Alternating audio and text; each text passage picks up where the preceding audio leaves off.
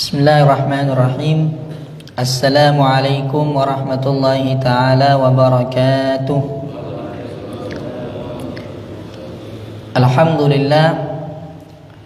Alhamdulillahilladzi idza arada bi'abdihi khairan yufaqihu fid din. Allahumma salli wa sallim ala sayyidil mursalin Sayyidina Muhammadin wa ala alihi wa sahbihi ajma'in. Subhanaka la ilma lana illa ma 'allamtana innaka antal alimul hakim. Rabbi shrah li sadri wa yassir li amri wahlul 'uqdatam min lisani yafqahu qawli, amma ba'du. Fanawayna at-ta'alluma wat-ta'lim wa tadhakkura wat-tadhkir wan naf'a wal intifa' والإفادة والاستفادة والحث على التمسك بكتاب الله وسنة رسول الله والدعاء إلى الهدى والدلالة على الخير ابتغاء مرضات الله وقربه وثوابه. اللهم إنا نسألك علما نافعا ورزقا طيبا وعملا متقبلا. اللهم إنا نسألك فهم النبيين وحفظ المرسلين وإلهام الملائكة المقربين. اللهم أغننا بالعلم وزينا بالحلم وأكرمنا بالتقوى وجملنا بالعافية برحمتك يا أرحم الراحمين. يا رسول الله كن معنا حسا ومعنى ويا أهل السلف أدركنا. Alhamdulillah, limpahan puja dan puji syukur mari sama-sama kita haturkan kepada Allah Subhanahu wa taala atas segala bentuk nikmat yang telah Allah Subhanahu wa taala anugerahkan kepada kita, yang mana salah satu daripada nikmat tersebut Allah Subhanahu wa taala telah memberikan kepada kita kesempatan untuk bisa melaksanakan salat subuh secara berjemaah, yang kemudian kita lanjutkan dengan pengajian rutin kita di dalam mengkaji ilmu-ilmunya Allah Subhanahu wa taala. Semoga Allah Subhanahu wa taala memberikan kepada kita kemudahan untuk bisa memahami dan mengamalkan ilmu agama Allah, dan juga semoga semua amal yang kita lakukan diterima di sisi Allah Subhanahu wa taala. Kedua kalinya salawat teriring salam marilah sama-sama kita haturkan kepada junjungan kita Nabi besar Muhammad sallallahu alaihi wasallam, yang mana beliau merupakan seorang rasul yang paling mulia, seorang rasul yang paling agung, seorang rasul yang paling dicintai oleh Allah taala. Semoga dengan berkah bersalawat dan bersalam kepada baginda Rasulullah sallallahu alaihi wasallam, Allah Subhanahu wa taala menjadikan kita sebagai hamba yang dimuliakan oleh Allah, diagungkan oleh Allah, dan dicintai oleh Allah Subhanahu wa taala. Dan juga kita memohon kepada Allah, semoga dengan berkah hadirnya kita ke majelis ta'lim ini, Allah Subhanahu wa taala memberikan ketenangan kepada hati kita, memberikan kelapangan kepada dada kita, memberikan kemurahan di dalam rezeki kita, memberikan kemudahan di dalam segala urusan kita. Yang sakit di antara kita semoga-moga oleh Allah Subhanahu wa taala diberikan kesehatan, keafiatan. Yang telah wafat di antara keluarga-keluarga kita semoga-moga oleh Allah Subhanahu wa taala diberikan rahmah dan ampunan. Dan juga semoga kelak kita semuanya beserta keluarga kita, orang tua kita, anak cucu kita, kakek nenek kita, saudara-saudari kita, paman bibi kita, tetangga-tetangga kita, teman-teman kita, orang yang kita kenal dan orang yang mengenal kita, semoga semuanya oleh Allah Subhanahu wa taala diwafatkan dalam keadaan husnul khatimah, diangkat derajatnya sehingga bisa berkumpul bersama baginda Rasulullah sallallahu alaihi wasallam di surga yang paling tertinggi. Amin ya rabbal alamin. Alhamdulillah, pada pertemuan sebelumnya kita telah mengkaji kitab Safinatun Najah ini di dalam membahas tentang perkara-perkara yang berkaitan dengan rukun mandi. Pada pertemuan-pertemuan sebelumnya kita telah membahas tentang rukun mandi, kewajiban-kewajiban yang harus kita lakukan ketika kita ingin mandi agar supaya mandi kita ini dianggap sah di dalam syariat. Nah, dan kita telah mengetahui bahwasanya rukunnya mandi itu hanya dua. Rukunnya mandi hanya dua. Kewajiban yang harus kita lakukan ketika kita ingin mandi hadas, baik itu mandinya karena junub ataupun mandinya bagi perempuan itu karena selesai datang bulan, atau karena selesai dari nifas, atau karena selesai melahirkan. Maka kewajiban yang harus dia lakukan ketika dia ingin mandi itu hanya dua. Yang pertama adalah berniat, yang kedua adalah meratakan semua badan dengan air. Hanya itu saja. Hanya dua saja kewajiban yang harus dilakukan ketika kita ingin mandi besar. Yang pertama itu niat, nawaitul ghusla li raf'il hadasil akbari fardhan lillahi ta'ala. Kita ucapkan itu di dalam hati ketika kita membasuh sebagian daripada badan kita dengan air, kemudian kita lanjutkan pembasuhan air itu secara merata ke seluruh tubuh kita. Dan juga kita harus memperhatikan daerah-daerah yang rentan untuk tidak terkena air. Seperti apa? Seperti bagian dalamnya kuping ini. Begitu juga dengan lempitan-lempitan yang ada di perut kita, mungkin yang ada di ketiak kita, itu perlu kita perhatikan ketika kita mandi agar supaya kita betul-betul memastikan bahwasanya air itu telah merata ke seluruh badan. Nah, ini merupakan materi yang udah kita kaji pada pertemuan-pertemuan sebelumnya. Nah, dan insya Allah pada pertemuan hari ini kita akan membahas tentang hal-hal ataupun perkara-perkara yang diharamkan bagi orang yang berhadas kecil. Perkara-perkara yang diharamkan bagi orang yang berhadas kecil ataupun bagi orang yang tidak punya wudu. Nah, bagi orang yang tidak punya wudu, makanya kita ini dianjurkan agar supaya kita ini selalu punya wudu. Dianjurkan untuk selalu punya wudu. Yang pertama, wudu itu merupakan benteng. Bentengnya kaum mukminin itu adalah wudu. Benteng. Kalau seandainya memang ada orang yang iri, ada orang yang dengki, insya Allah kalau kita dalam keadaan berwudu, wudunya kita itu dengan apa? Dengan karunia Allah itu menjadi benteng dari apa? Kejahatan-kejahatan orang yang hasud kepada kita, gangguan-gangguan orang yang iri kepada kita. Makanya kita dianjurkan yang pertama untuk berwudu, untuk selalu dalam keadaan suci, untuk selalu dalam keadaan berwudu. Dalam artian kalau kita itu berhadas, buang air kecil ataupun melakukan perkara-perkara yang membatalkan kepada wudu, dianjurkan bagi kita langsung untuk berwudu, ya kan? Apalagi di zaman sekarang ini mudah. Tidak seperti di zaman dulu. Kalau di zaman dulu mungkin kalau mau ngambil air susah, harus ngambil dari sumur, nimba dan lain sebagainya kan. Kalau sekarang ini alhamdulillah semuanya telah Allah Subhanahu wa taala mudahkan kepada kita, ya kan? Mau buang hajat mudah, mau berwudu mudah. Tinggal bagaimana kita ini menjadi pribadi yang istiqamah dan disiplin, bagaimana supaya kita ini bisa selalu dalam keadaan berwudu. Itu yang pertama. Yang kedua, kalau orang yang berwudu ini mereka ini bebas. Kalau orang yang berwudu mereka bebas, mau megang Al-Quran bisa, mau sholat bisa, kan seperti itu. Berbeda dengan orang yang berhadas. Kalau orang yang berhadas, mereka ini ada sesuatu perkara yang tidak boleh bagi dia untuk dilakukan.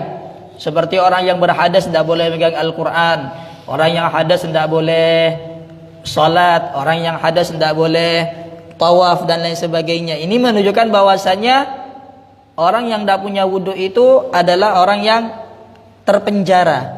Dalam artian itu tidak bebas. Dalam artian ada perkara-perkara yang tidak boleh untuk dia lakukan, yang mana perkara itu adalah suatu nilai ibadah kepada Allah Subhanahu wa taala seperti salat. Nah, makanya kita ini dianjurkan agar supaya kita ini tidak putus wudu.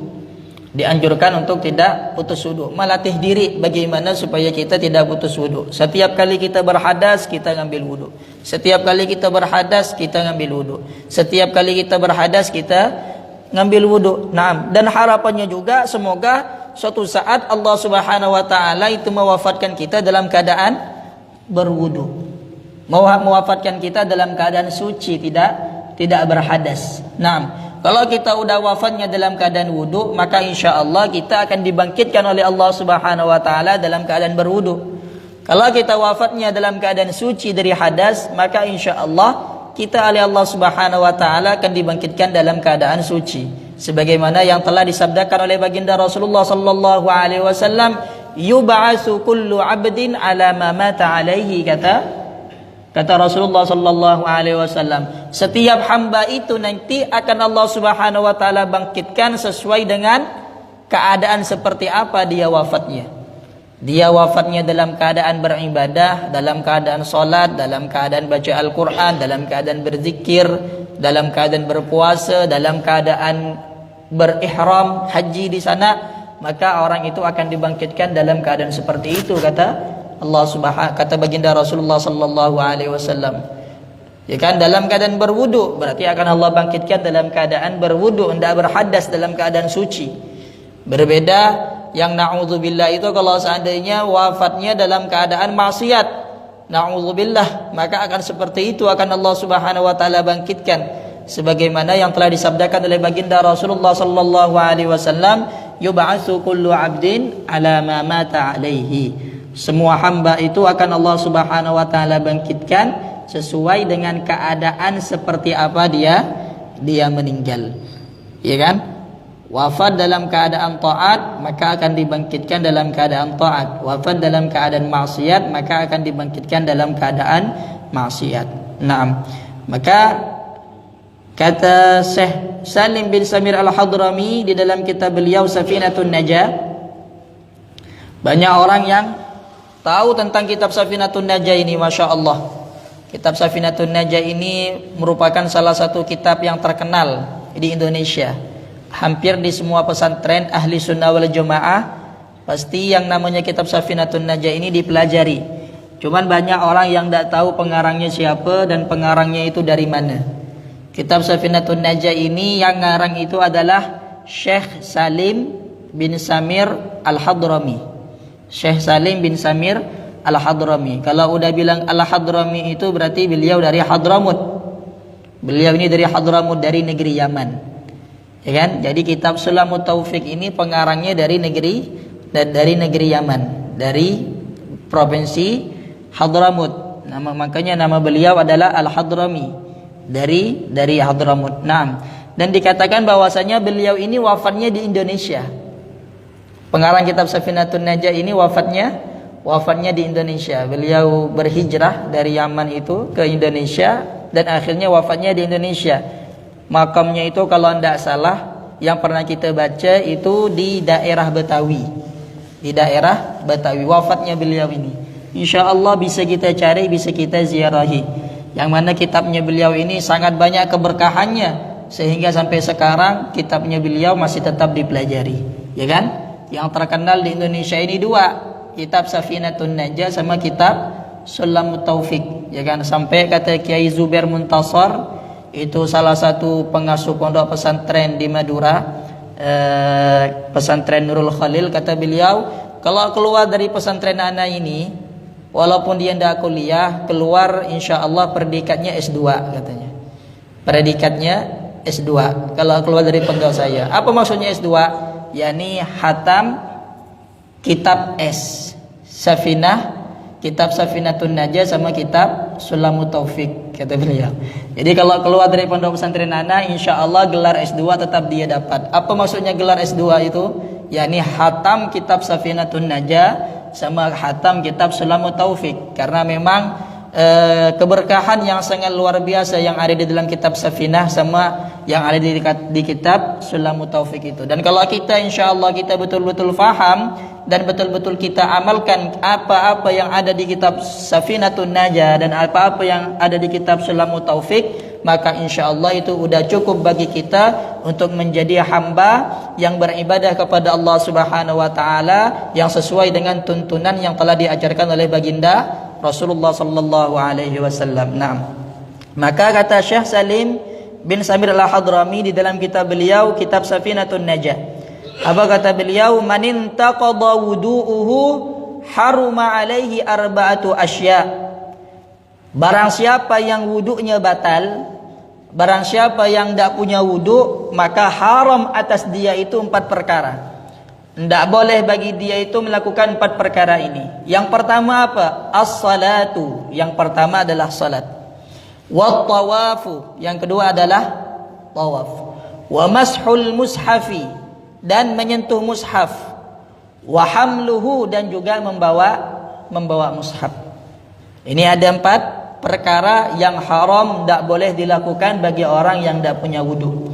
Yang pertama adalah salat, yang kedua adalah tawaf, yang ketiga adalah menyentuh mushaf, dan yang keempat adalah membawa mushaf. Nah, maka yang pertama yang diharamkan bagi orang yang tidak punya wudu itu adalah salat. Di dalam Al-Quran Allah Subhanahu wa taala berfirman, Ya ayyuhalladzina amanu idza qumtum ilas salati faghsilu wujuhakum wa aydiyakum ilal marafiqi wamsahu bi ru'usikum wa arjulakum ilal ka'bain. Arahan dari Allah Subhanahu wa taala langsung di dalam Al-Qur'an kepada kita. Kata Allah Subhanahu wa taala, wahai orang-orang yang beriman, kalau kalian ingin mendirikan salat, kalau kalian ingin melakukan salat, maka basuhlah dulu wajah kalian, basuh dulu tangan sampai siku kalian, usap dulu kepala kalian, basuh dulu kedua kaki kalian sampai mata kaki kalian. Kata Allah Subhanahu wa taala, dalam artian kalau kalian ini ingin melakukan salat, maka berwudu dulu. Perintah dari Allah Subhanahu wa taala langsung di dalam Al-Qur'an. Ya ayyuhalladzina amanu idza qumtum ilas salah. Wahai orang-orang yang beriman, kalau kalian ingin mendirikan salat, faghsilu wujuhakum. Maka basuhlah wajah kalian. Wa aydiyakum ilal marafiq, dan tangan kalian sampai mirfaq, sampai apa? Sampai siku. Wamsahu bi ru'usikum, kata Allah. Dan juga usaplah kepala kalian. Wa arjulakum, dan basuh juga kaki kalian ilal ka'baini, sampai mata kaki. Masya Allah, langsung Allah Subhanahu wa taala yang mengajarkan kepada kita bagaimana cara berwudu di dalam Al-Quran. Maka kata guru kita Al Habib Umar, ilmu apa yang paling mulia, ilmu apa yang paling afdal, ilmu apa yang paling agung dibandingkan ilmu agama? Ya kan?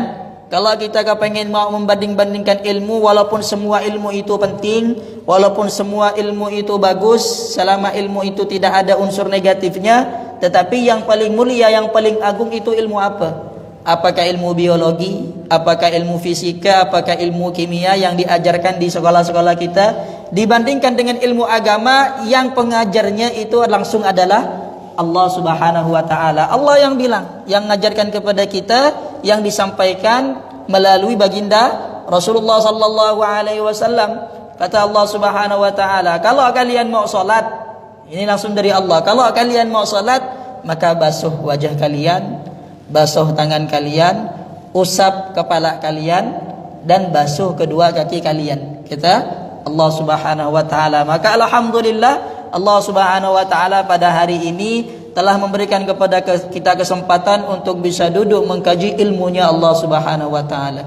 Ilmu yang langsung diajarkan oleh Allah Subhanahu wa taala melalui baginda Rasulullah sallallahu alaihi wasallam, yang kemudian disampaikan oleh para ulama yang semuanya bersanad sampai kepada baginda Rasulullah sallallahu alaihi wasallam. 6. Di dalam satu hadis baginda Rasulullah sallallahu alaihi wasallam bersabda, kata Rasulullah, la yaqbalullahu salata ahadikum idza ahdasa hatta yatawadda.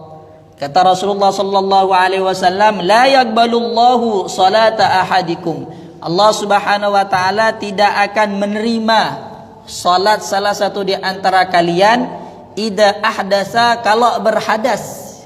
hatta yatawadda. Sampai kapan? Sampai dia berwudu. Dalam artian kalau kalian ini berhadas, salat yang kalian lakukan dalam keadaan berhadas itu tidak mungkin Allah terima, tidak mungkin dianggap sah kecuali kalau kalian berwudu dulu sebelum salat. Naam. Di dalam hadis yang lain Rasulullah sallallahu alaihi wasallam bersabda, "La tuqbalus salatu bighairi tahur." Salat itu tidak diterima oleh Allah kalau tanpa kesucian, yakni kalau tanpa wudu, ya kan? Maka dengan dalil-dalil ini kita fahami bahwasanya haram bagi orang yang tidak memiliki wudu itu untuk salat, karena salatnya tidak akan diterima oleh Allah Subhanahu wa taala. Dan Allah bilang kalau kita mau salat harus berwudu dulu. Berarti kalau kita tidak punya wudu jangan salat, hukumnya haram, ya kan? Kata ulama, haram untuk salat bagi orang yang tidak punya wudu, baik itu salatnya fardu ataupun salat sunnah, ya kan? Oh, kalau salat fardu haram, kalau salat sunnah tidak apa-apa, tidak bisa. Salat fardu, salat sunnah, begitu juga dengan salat jenazah. Itu haram, tidak boleh bagi orang yang tidak punya wudu untuk melakukan salat. Begitu juga dengan sujud tilawah dan sujud syukur, ya kan? Sujud tilawah dan sujud syukur ini juga haram. Membaca Al-Quran dengan tanpa menyentuh dan membawanya itu tidak apa-apa. Membaca Al-Quran bagi orang yang tidak punya wudu tidak apa-apa. Cuman nanti kalau seandainya membaca ayat sajadah, membaca ayat-ayat yang disunnahkan setelah membaca ayat itu untuk bersujud, kalau dia tidak punya wudu jangan sujud. Baca apa? Baca baqiyatus shalihat aja, baca subhanallah walhamdulillah wala ilaha illallah wallahu akbar, karena itu pengganti. Kalau kita baca ayat sajadah di dalam Al-Quran itu mungkin ada sekitar 14 ayat sajadah, yang mana kalau kita baca itu disunnahkan bagi kita untuk bersujud. Kalau kita memang tidak mau bersujud, maka diganti dengan baqiyatus shalihat, subhanallah walhamdulillah wala ilaha illallah wallahu akbar. Nah, ya kan? Kapan kita tidak bersujud? Ya kalau memang kita mungkin baca Al-Qur'annya dalam keadaan tidak punya wudu, ya kan? Baca Al-Qur'an bagi orang yang hafal misalnya kan, baca misalnya Al-Alaq, wasjud waqtarib, itu kan disunahkan untuk bersujud. Kita bacanya tidak pakai wudu, ini mungkin lagi nyantai-nyantai baca Al-Quran sampai ke ayat itu jangan sujud, haram hukumnya sujud. Karena mengapa? Karena sujud ini merupakan salah satu rukun daripada rukunnya salat, rukun fi'linya salat. Maka kata ulama, sujud tilawah sama sujud syukur juga tidak boleh dilakukan kecuali dalam keadaan berwudu, ya kan? Sujud tilawah tidak boleh. Nah, tapi kalau kita dalam keadaan berwudu, disunnahkan bagi kita ketika membaca ayat sajadah untuk bersujud. Dikatakan bahwasanya kalau ada orang yang bersujud ketika melaksanakan sujud tilawah, ketika membaca ayat sajadah, orang yang bersujud ketika membaca ayat sajadah, syaitan itu langsung apa? Syaitan itu langsung teriak. Kata syaitan, celakanya aku, disuruh sujud oleh Allah, saya tidak sujud. Anak Adam ketika diperintahkan untuk sujud, mereka bersujud. Ini kalau ada orang ketika membaca ayat sajadah bersujud, syaitan itu langsung teriak. Kata syaitan, celakanya aku, disuruh sujud ke Nabi Adam, saya tidak sujud. Anak Adam ketika disuruh sujud, mereka bersujud. Kata syaitan. Nah, makanya kita dianjurkan ketika membaca ayat sajadah untuk bersujud kalau memang dalam keadaan berwudu. Begitu juga dengan sujud syukur. Sujud syukur juga harus punya wudu. Apa sujud syukur itu? Sujud syukur itu adalah sujud yang dilakukan ketika kita mendapatkan kenikmatan. Mendapat kenikmatan yang mendadak ataupun selamat dari bencana yang luar biasa. Ya kan? Sunnah bagi kita untuk sujud syukur, ya kan? Misalnya kita ikut lomba ternyata kita menang. Nah, itu sujud syukur, itu sunnah. Ternyata misalnya ada bencana, kita selamat dari bencana itu. Hampir kena tabrak, kita selamat. Dengan Masya Allah kayaknya mustahil untuk selamat, tapi subhanallah dengan maunanya Allah selamat. Sunnah juga untuk bersujud syukur. Tapi ingat, kalau mau sujud syukur harus Harus punya wudu dan harus menutup aurat juga, sama seperti sholat. Sama seperti salat. Yang biasanya kita lihat para pemain bola itu.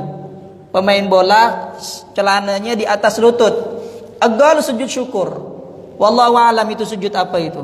Kalau sujud syukur tidak sah, haram berarti. Kenapa kok tidak sah? Kok haram? Karena auratnya terbuka, tidak sah. Kalau memang dia punya wudu yang pertama. Kalau itu bukan sujud syukur, tidak boleh sujud ke selain ibadah. Tidak boleh kita mau praktekkan sujud. Kalau untuk belajar tidak masalah. Tapi kalau kita mau tiba-tiba sujud, sujud kenapa ini? Sujud karena sholat, sujud karena tilawah, sujud karena syukur, bukan karena itu. Kepengen apa? Kepengen sujud ya, tidak boleh. Tidak boleh. Nah, sujud itu yang boleh kalau kita sholat. Kalau kita sujud tilawah, habis membaca ayat sajadah atau sujud syukur. Selain daripada itu tidak boleh. Tidak boleh untuk bersujud. Hanya bersujud ya. Ya kalau memang ada tujuan-tujuan yang lain, misalnya karena memang ada penyakit sehingga harus kayak gitu, cara pengobatannya ya tidak masalah. Ya kan? Tidak masalah. Ya tapi kalau sujud tilawah, kalau sujud syukur maka harus punya wudu dan harus menutup aurat. Sama seperti salat dan harus menghadap kiblat. Sama seperti salat. Tidak bisa kita yang penting sujud. Yang penting sujud, tidak seperti itu. Nah, maka bagi orang yang tidak punya wudu, yang pertama haram atasnya melaksanakan salat. Nah, yang kedua adalah bertawaf.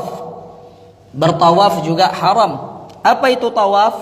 Tawaf ini adalah mengelilingi Ka'bah sebanyak 7 kali. Mengelilingi Ka'bah selama 7 kali. Semoga kita suatu saat oleh Allah Subhanahu wa taala mendapatkan anugerah untuk bisa bertawaf di Baitullah. Amin ya rabbal alamin. Dan tawaf ini merupakan tahiyatnya Ka'bah. Tahiyatnya Ka'bah. Kalau tahiyatnya masjid apa? Kalau kita masuk masjid kan disunnahkan untuk menghormati masjid. Cara menghormati masjid gimana? Dengan salat 2 rakaat yang disebut dengan tahiyatul masjid. Tapi kalau di Ka'bah itu bukan pakai 2 rakaat, pakai tawaf. Nih tanya sama Pak Haji yang udah haji, gimana kalau di sana? Ada ndak orang salat tahiyatul masjid di depan Ka'bah? Sombong. Soalnya kita pernah dengar cerita, kita masih belum umrah, masih belum pernah ke sana. Kita pernah dengar cerita ada pengarang kitab fikih itu Muqaddimah Hadramiyah dari Yaman itu, masya Allah. Kitab Muqaddimah Hadramiyah ini merupakan kitab yang sangat terkenal di dalam fikih Imam Syafi'i. Kebetulan pengarangnya dulu dari Yaman, dia itu masih belum pernah umrah, masih belum pernah haji, ya kan? Jadi satu ketika diceritakan bahwasanya dia ini mau pergi ke Baitullah, mau pergi ke Mekah di sana. Akhirnya kata orang dikasih nasihat, kalau antum mau ke sana, coba antum tanya sama tukang cukur di sana itu bagaimana sih caranya apa adab-adab pergi ke Ka'bah. Adab-adab masuk ke Masjidil Haram katanya. Tanya sama tukang cukur yang ada di sana. Kata dia kan, anak ini kan pengarang kitab fikih Syafi'i, kata beliau. Masa mau nanya ke tukang cukur masalah apa? Masalah adab-adab masuk ke Masjidil Haram. Akhir dia masuk ke Masjidil Haram, salat tahiyat di depan Ka'bah. Ditegur akhirnya kena banyak orang. Di sini tahiyatnya bukan pakai salat 2 rakaat. Di sini tahiyatnya pakai tawaf 7 kali katanya. Akhirnya kata itu, subhanallah, ini teguran dari Allah Subhanahu wa taala. Walaupun banyak karangan kitabnya, walaupun tinggi ilmunya, tapi tidak boleh sombong. Ada banyak ilmu yang perlu kita pelajari, ya kan? Padahal beliau ini pengarang kitab yang sampai sekarang kitabnya menjadi referensi di dalam mazhab Imam Syafi'i. Tapi ini cerita yang pernah terjadi pada beliau, ya kan? Ketika masuk Masjidil Haram, ada orang nasihat, nanti di sana antum tanya sama tukang cukur adab-adab apa saja yang harus dilakukan ketika masuk Masjidil Haram. Kata dia, anak ini pengarang kitab di dalam mazhab Syafi'i yang terkenal, kok harus apa nanya sama tukang cukur masalah adab masuk Masjidil Haram. Masuk ke sana, ketika sholat di depan Ka'bah, katanya salat apa ini? Salat tahiyatul masjid, kata dia. Oh, enggak bisa, di sini tahiyatnya bukan pakai salat, pakai tawaf. Nah, maka tawaf itu merupakan tahiyatnya Ka'bah. Nah, makanya ketika kita tidak punya wudu, tidak boleh untuk bertawaf. Kalau kita tidak punya wudu, tidak boleh bertawaf, karena tawaf ini kedudukannya sama dengan salat.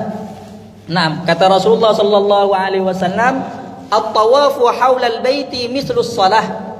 Tawaf itu di sekeliling Ka'bah itu seperti salat. Illa annakum la tatakallamuna fihi. Illa annakum tatakallamuna fihi. Hanya saja di dalam tawaf itu kamu boleh berbicara. Kalau di salat kita tidak boleh berbicara. Kalau di tawaf boleh kita berbicara. Faman takallama fala yatakallamanna illa bi khairin, kata Rasulullah. Maka kalau seandainya ada orang yang mau berbicara ketika bertawaf, maka janganlah berbicara kecuali dengan ucapan-ucapan yang baik. Kalau memang mau ngomong ketika tawaf. Naam. At-tawafu bil baiti salatun, kata Rasulullah di dalam hadis yang lainnya. Salat bertawaf di bait di Ka'bah ini merupakan salat. Kedudukannya sama dengan salat. Fa aqillu minal kalam. Maka jangan memperbanyak berbicara di situ. Ketika bertawaf jangan memperbanyak berbicara. Dalam artian tawaf itu hukumnya sama dengan salat. Kalau udah sama dengan salat, orang tidak punya wudu tidak boleh bertawaf. Orang tidak punya wudu tidak boleh bertawaf. Naam. Dan yang ketiga, daripada perkara-perkara yang diharamkan bagi orang yang berhadas adalah menyentuh mushaf. Menyentuh mushaf. Di sini bahasanya pakai mushaf, tidak pakai Al-Quran. Karena mengapa? Karena mushaf ini lebih umum daripada Al-Quran.